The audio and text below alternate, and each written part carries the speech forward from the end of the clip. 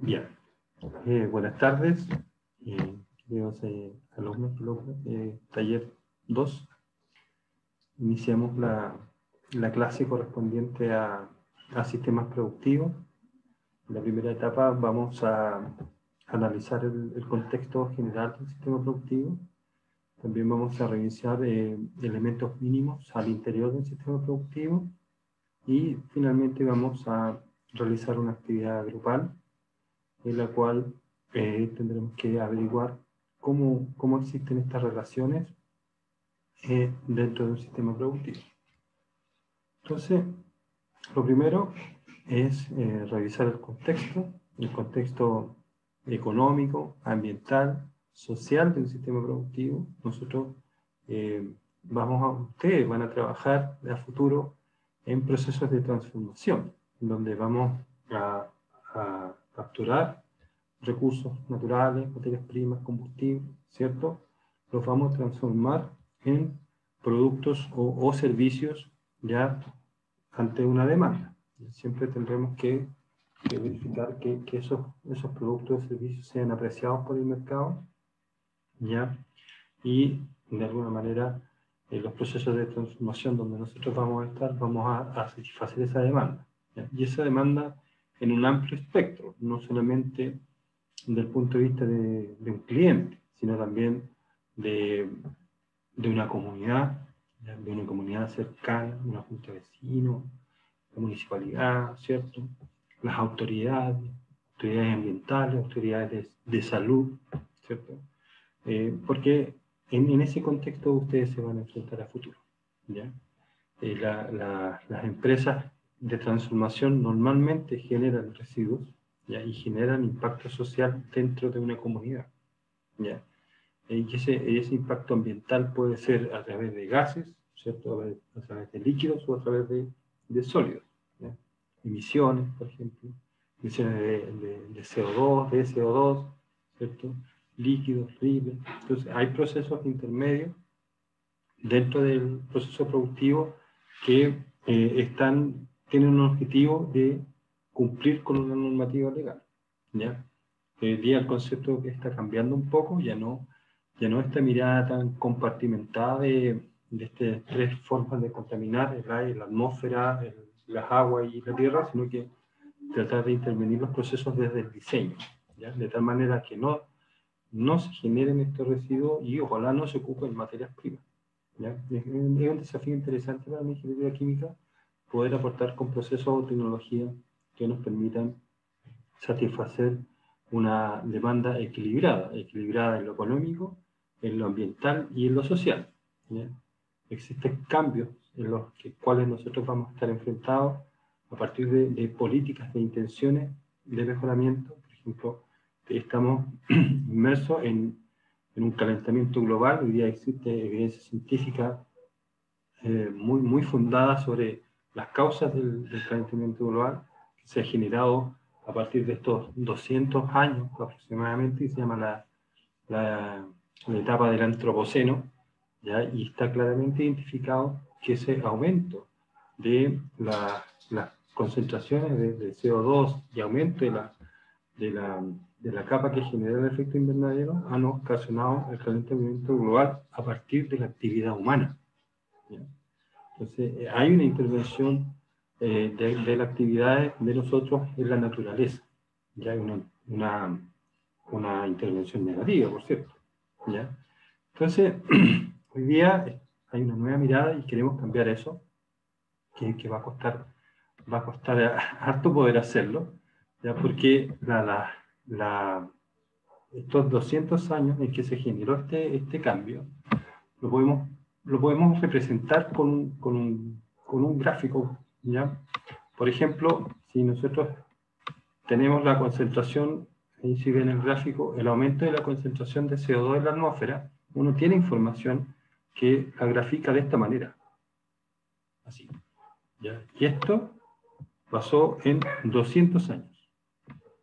Entonces, ustedes que habrán visto otros gráficos, otras tendencias, otras formas, ya podrán darse cuenta, ya así, solamente mirando este dibujo, de cómo tendría que ser la intervención acá, un impacto, algún efecto, para que esto empiece a cambiar. ¿Ya? ¿Cómo podría cambiar? ¿Podría cambiar con la misma pendiente? ¿Cierto? ¿Con una pendiente intermedia? ¿Podría seguir subiendo y después bajando?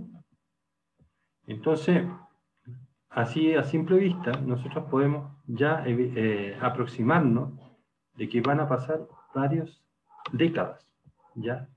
En que nosotros podamos volver a esa condición inicial, ¿ya? Las modificaciones en la naturaleza ocurren a través de años, ¿ya? Antes del antropoceno nos precede el periodo que se llama el Holoceno, y hay una etapa en la vida humana en la cual hay cambios, ¿cierto? Hay evolución, pero ese impacto no generó un crecimiento de la temperatura de más de 1 grado. Pero esa época, de aquí hacia atrás, son 10.000 años.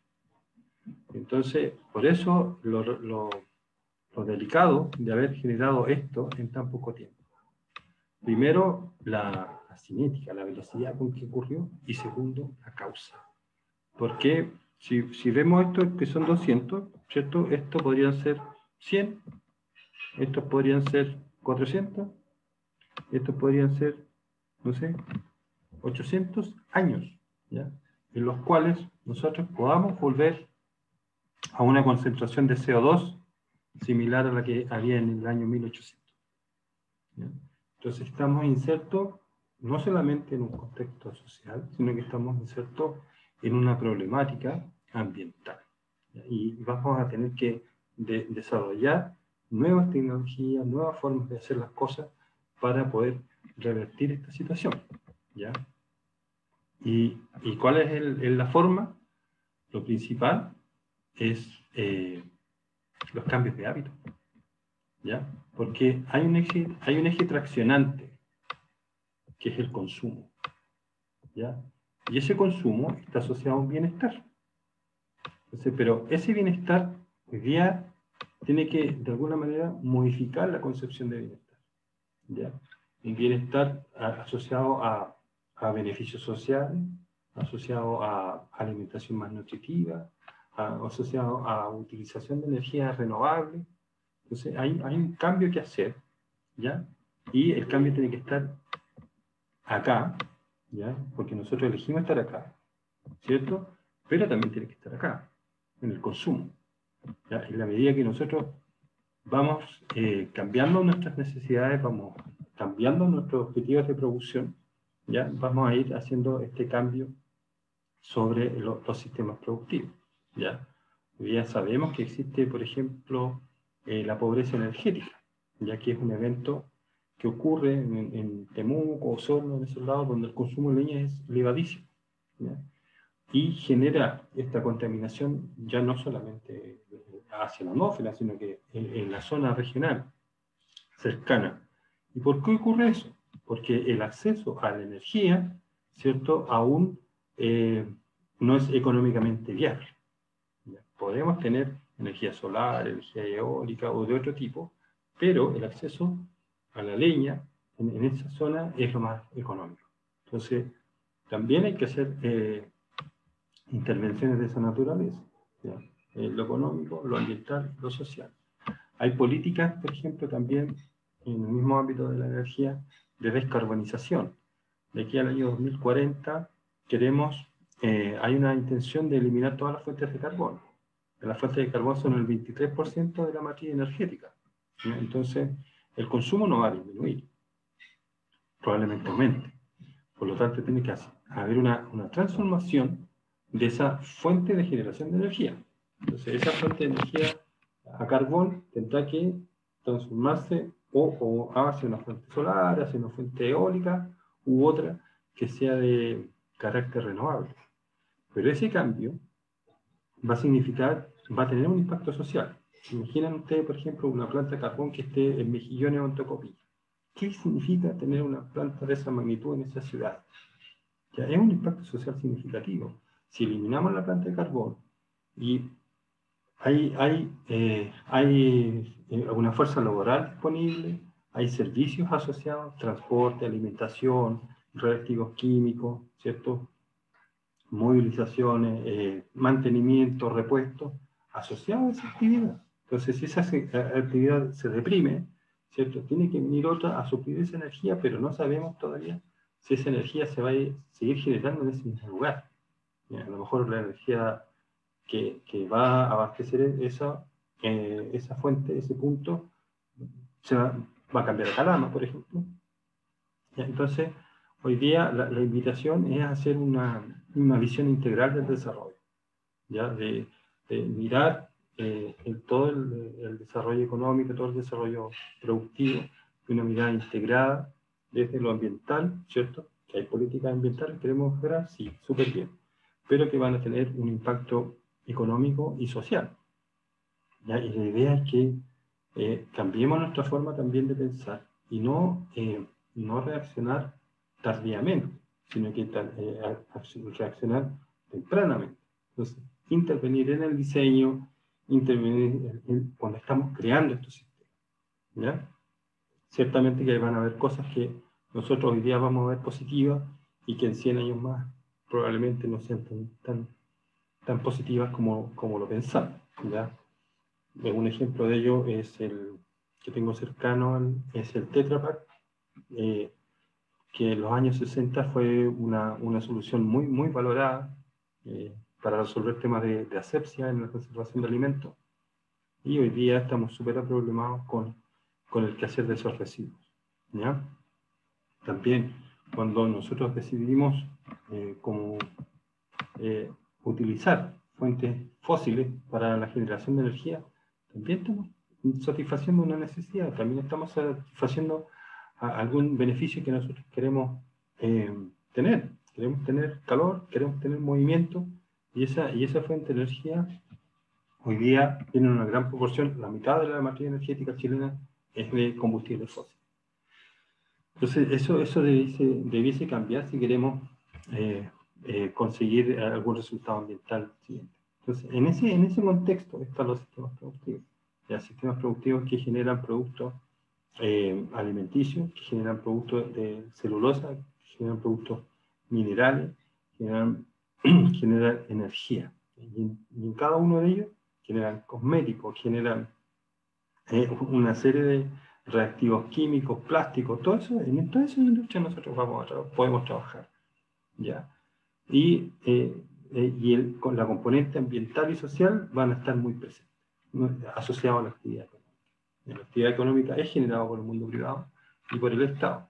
El mundo privado ve una oportunidad, la evalúa y si le genera rentabilidad, va a invertir, ¿ya? Entonces, a medida que tenga retorno sobre su capital invertido, va a seguir esa línea de acción. Y el Estado también es otro generador de actividad económica a través del gasto del Estado, ¿ya?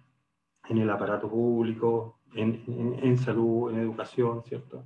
En las municipalidades, a través de esas instancias se genera gasto, ¿ya? Y eso es lo que mantiene la actividad económica, ¿ya? Entonces ahora la nueva mirada, ¿cierto? La nueva forma de hacer actividad económica es con una componente ambiental y social, ¿ya? Y nosotros, ustedes, con mayor oportunidades que ustedes van llegando, yo voy saliendo, ¿cierto? Sobre los cambios, ¿ya? Porque al generarse un cambio, aparecen nuevos desafíos y desaparecen otros, ¿ya? Por ejemplo, en el concepto de electromovilidad, creo que lo mencionamos en la primera clase, sabiendo que la motorización en Chile es del orden de 1 a 4. ¿Qué significa eso? Que por cada 4 personas hay un vehículo. Entonces, si queremos migrar a baterías de litio, ¿ya? Lo primero es saber que el litio es otro recurso que se va a explotar, que se va a agotar, ¿ya? No es renovable, ¿ya? Entonces, va a haber un impacto ambiental significativo al usar baterías de litio, ¿ya? Segundo, la transformación de esos vehículos que son a gasolina o a diésel por otro eléctrico va a generar algún beneficio. Menos generación de CO2, ¿cierto? Menos ruido, ¿ya? Son silenciosos los autos eléctricos. Pero tienen asociados 4,5 millones de vehículos que van a desaparecer. Los vehículos bencineros o diésel. ¿Qué va a pasar con esos vehículos? Van a aparecer 4,5 millones de baterías de litio. ¿Qué va a pasar en 10 años más, en 15 años más, cuando esas baterías de litio sean residuos? Entonces, hay desafíos ya asociados a un cambio tecnológico que tienen que ver con la intervención en la industria. ¿Ya? Los conocimientos van a cambiar. ¿Ya? Las baterías implican corriente continua. Nosotros estamos acostumbrados a hablar de corriente alterna. ¿Ya? Entonces, los técnicos asociados a esa tecnología van a cambiar. El mantenedor que mantenía un vehículo a gasolina, ¿cierto? Si quiere seguir trabajando en tareas de mantenimiento, tiene que mutar sus conocimientos, adaptarlo a baterías de litio. ¿Ya? Entonces, y eso puede tener un impacto social también. Van a haber personas, o sea, en términos globales, la gente que está trabajando en eso se va a mantener. ¿Ya? Pero, visto desde afuera, como cantidad de personas. Lo que va a cambiar es quién hace eso, porque no todos se van a transformar. ¿Ya? Algunas personas van a quedar fuera del sistema. Y ese es el problema social de los cambios tecnológicos. Entonces tienen que hacerse en forma paulatina, ¿ya? Por la componente social que tiene. Entonces, volvemos a esta curva, a lo grave, a lo significativo que tiene haber aumentado tan abruptamente, tan aceleradamente este impacto sobre el medio ambiente, porque los cambios de revertir eso van a ser lentos, ¿ya? Por esta componente social que podemos estar conversando hoy día, ¿ya? Hay un impacto, ¿cierto?, en retroceder en alguna iniciativa. Entonces, volvemos al punto que los proyectos nuevos tienen que tener una componente asociado a evitar los nuevos residuos, ¿cierto? Y estas transformaciones también en los temas técnicos. ¿Ya? Ahí estamos nosotros. Ahí elegimos estar. ¿Ya? Con desafíos de esa naturaleza. Permanentes cambios, uso de recursos naturales, desequilibrio de la naturaleza. Ustedes están ingresando a una época en la cual el ecosistema y el medio ambiente están en estado de desequilibrio, ¿ya? Y los desafíos para revertir esa situación son significativos por estas tres componentes, ¿ya? Ambiental, social y económico. La idea es que estos impactos, estos cambios, estas nuevas ideas que ustedes vayan a proponer, porque el problema se genera porque estamos llenos de oportunidades, llenos de posibilidades. Entonces se nos ocurren cosas, tenemos capacidad creativa, ya tenemos una inteligencia que desarrolla nuevos bienestares. Entonces, hoy día pareciera que eso debiese tener un límite, un límite que no comprometa el bienestar futuro, ¿ya? Entonces, ahí hay que ir usando también esa inteligencia para evidenciar el impacto. Eso es lo macro, donde estamos, ¿ya? En un ecosistema, en la naturaleza, por ejemplo, ¿cuánto nos va a costar cambiar? A ver, ¿qué otro ejemplo puedo? Ya, las áreas, ¿ya?, de campos de cultivo, ¿ya?, en el mundo, ¿ya?, el 50% de las áreas cultivables están para consumo humano. La mitad de los campos cultivables están para consumo humano. Por lo tanto, ¿cómo vamos a revertir eso? El 70% de las aves en el mundo son para consumo humano y la mayoría son pollos. Entonces, ¿cómo vamos a revertir esas cosas tan significativas? ¿Ya? La invitación es hacerlo despacito, ¿cierto? A partir de uno, cambiando hábitos, ¿ya? Mirar al otro como un prójimo, no como un otro. En la medida que vamos cambiando ese chip, van a ir pasando cosas bonitas, cosas buenas, ¿ya? Porque uno mira distinto a un amigo, a un familiar, a un ser querido. Lo mira distinto que a una persona que desconoce. No son números, son personas. Entonces, tratar de mirar a la mayor cantidad de personas posible, ¿ya? De manera de que lo que yo haga no le afecte. Microcambio en conducta. Ustedes hoy día, por ejemplo, esto que yo les menciono, lo están aprendiendo de otra manera, lo están aprendiendo de manera vivencial, ¿ya? Para mí, yo soy más viejito, tengo el doble de edad que ustedes, ¿cierto? Me entra por el intelecto. ¿ya? Porque entiendo que hay un impacto, porque entiendo que hay una necesidad, pero no lo viví, lo aprendí, que ustedes lo están viviendo, ¿ya? Entonces, eso va a generar cambios significativos. Ya hoy día hay iniciativas para apoyar a la juventud que quiere hacer estos cambios, ¿ya? Eso es lo de afuera. Y lo de adentro, del sistema productivo, lo podemos reflejar en esa imagen, ¿ya? Donde existen unidades independientes que tienen objetivos independientes, ¿ya? Y se relacionan con otras, ¿ya? Por ejemplo, acá en el caso del proceso 1. El proceso 1 necesita materias primas, necesita servicios, ¿ya? Entonces, ¿cómo construimos felicidad? Definiendo qué necesita, ¿ya? Abastecimiento siempre va a buscar minimizar costos, comprar lo más barato, siempre. Es un objetivo del área de abastecimiento. Pero producción u operaciones tiene que definir qué necesita, una calidad mínima. No pueden comprar cualquier cosa. Entonces ahí hay un punto de encuentro en el cual operaciones le dice a abastecimiento, ¿sabe qué? Yo necesito tal cosa, ¿ya? Y abastecimiento desde ese piso hacia arriba va a buscar minimizar los costos, ¿ya? Dentro de un sistema productivo hay interacciones no solamente de funcionamiento, de máquinas, sino que de personas, ¿ya? Y son las personas las que le dan vida a un sistema productivo, ¿ya? Son las personas las que se relacionan, las personas que implementan los procedimientos, son las personas las que se le ocurren cosas, las personas son las que generan soluciones a los problemas, ¿ya? Entonces el corazón es la persona, ¿ya? Por lo tanto, hoy día, más que nunca, ¿cierto? Hay un entendimiento de que el cuidado de las personas es vital para el funcionamiento de la empresa, ¿ya?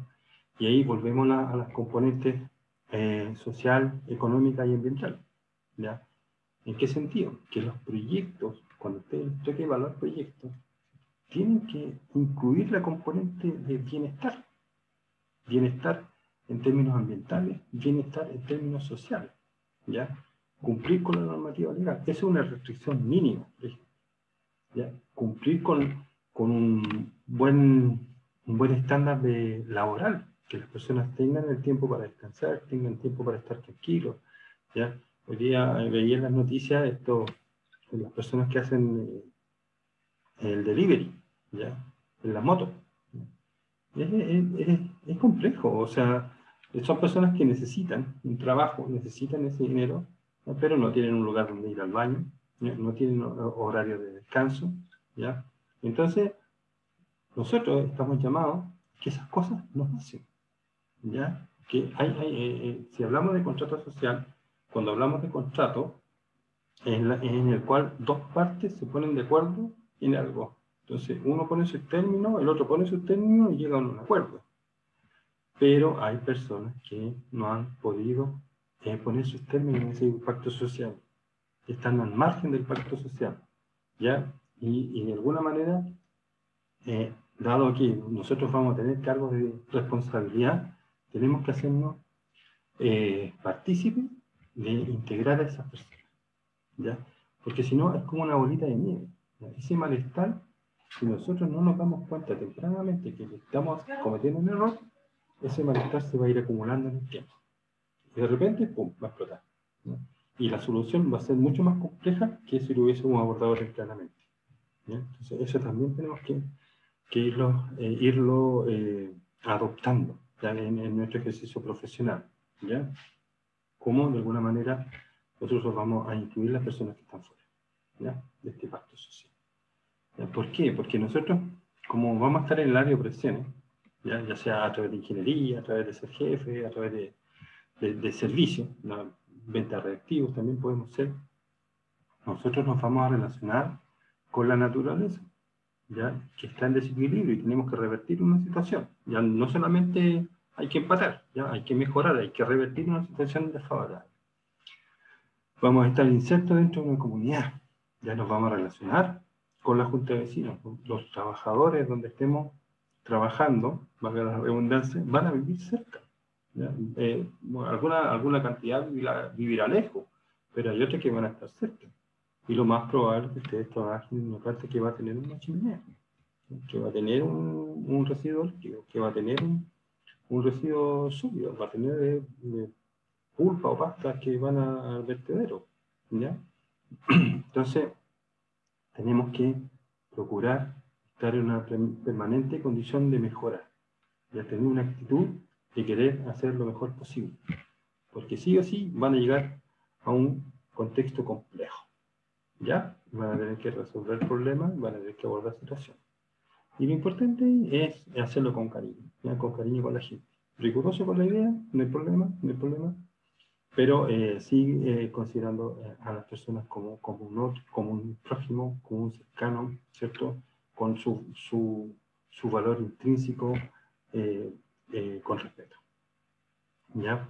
Y sabiendo eso, actuando de esa forma, vamos a poder cumplir los objetivos, ¿cierto? Vamos a poder ordenarnos, vamos a poder establecer estas relaciones entre operación y mantenimiento, que son entre comillas pugnas permanentes, porque el mantenimiento siempre va a querer que le entreguen a la planta para intervenir los equipos, para prolongar su vida útil, ¿cierto? Ventas siempre va a querer vender a cualquier costo, independiente de la capacidad de la planta, ¿cierto? De las posibilidades de cumplir con una impureza, de cumplir con una entrega. Siempre él va a traer negocio, y el desafío de operaciones es poder cumplir con eso. ¿Ya? Entonces, eso pasa dentro de una empresa, ¿ya? Entonces, las unidades que tienen objetivos propios, ¿ya? Las interacciones entre esas unidades dentro de la empresa existen y van a ser desafíos que se van a tener que enfrentar y entendiendo ese sistema como una unidad, como empresa, esa empresa también se va a relacionar con otras, ¿ya?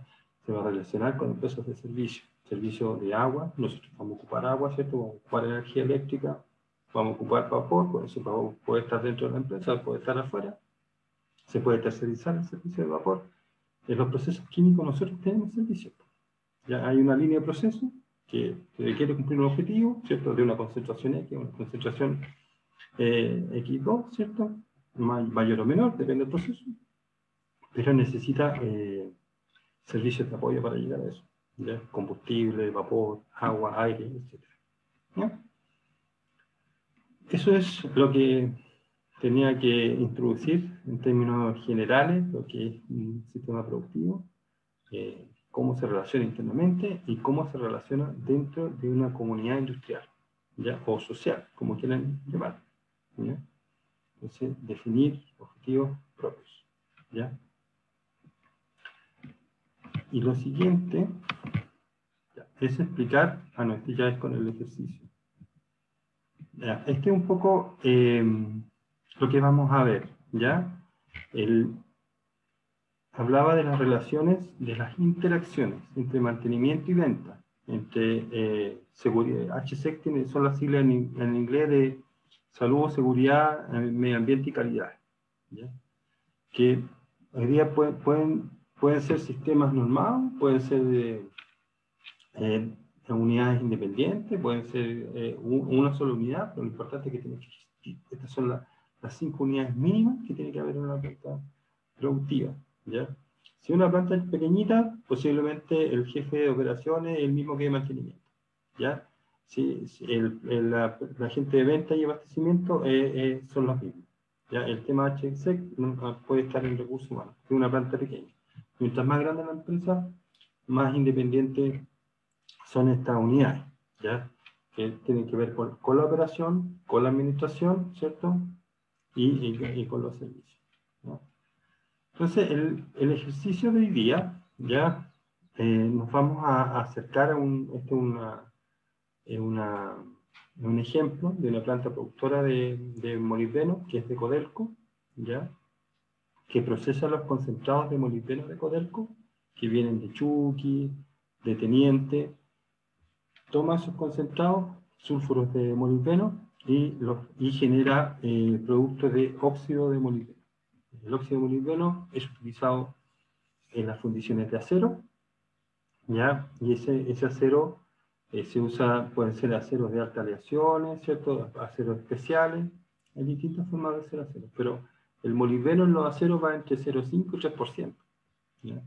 En un edificio como el Costanera debe haber un 5% de molibdeno más o menos, ¿ya? Entonces, esta industria es relevante en esa línea de los metales, ¿ya? El concentrado de molibdeno hoy día se obtiene como subproducto del cobre, ¿ya? Y a través de procesos de transformación logramos un producto, óxido de molibdeno, que es consumido, ¿cierto? Y utilizado por las acerías. Entonces, los procesos internos, que aquí están presentes, ustedes los pueden ver con mayor detalle cuando sean ese sitio. ¿Ya? Hay dos sitios ahí que pueden profundizar sobre esto. Entonces, lo primero es una planta de... A ver, esto entra por acá a una planta de lixiviación, ¿ya? Donde se extrae el cobre, y como esto viene del proceso de flotación del cobre, ¿cierto? Hay una rastra de cobre en el concentrado de molibdeno, ¿ya? Y ese producto de cobre no puede llegar a las especificaciones comerciales del óxido, son menor que 0,5% de cobre, por lo tanto hay que sacar el cobre antes de que entre el proceso. ¿Ya? No hay un proceso de eliminación o separación de cobre más adelante, por lo tanto se elimina el cobre, se extrae el cobre, se separa y eso luego va a una planta de cementación, ¿cierto? Y finalmente llega a una planta de SX, donde también en esa planta de SX se genera cobre, pero pues puede llegar como cemento cobre o como cobre metálico, pero es un proceso secundario. El central es la lixiviación de cobre en el concentrado, después viene un proceso de tostación, donde se convierte este concentrado de molibdeno en óxido de molibdeno, pasa, aquí aparece el dibujito, ¿cierto? El sulfuro de molibdeno se convierte en óxido de molibdeno. Entonces, en ese proceso aparecen todos los nuevos productos, las reacciones exotérmicas, ¿ya? Hay que controlar la temperatura que se genera en el horno. Se genera el producto óxido de molibdeno comercial, ¿ya? Y se producen gases, CO2, ¿ya? Recordemos que por balance de materia, ¿cierto? ¿Ya? Si entra molibdeno y oxígeno, algo tiene que pasar. Entonces sale molibdeno con oxígeno, ¿cierto? Pero también sale SO2 con oxígeno. Y ese SO2 pasa por un proceso de limpieza. Ese proceso de limpieza recupera algunos elementos volátiles, ¿ya? Principalmente arsénico o arrastre de molibdeno también, y renio. Y eso se convierte finalmente en ácido sulfúrico. Ese SO2, ese dióxido de azufre, se convierte en ácido sulfúrico y queda un remanente de contaminación hacia la chimenea, ¿no? Y aparecen dos líneas, o tres en realidad, de formas de comercializar el óxido de molibdeno. Puede comercializarse en forma directa.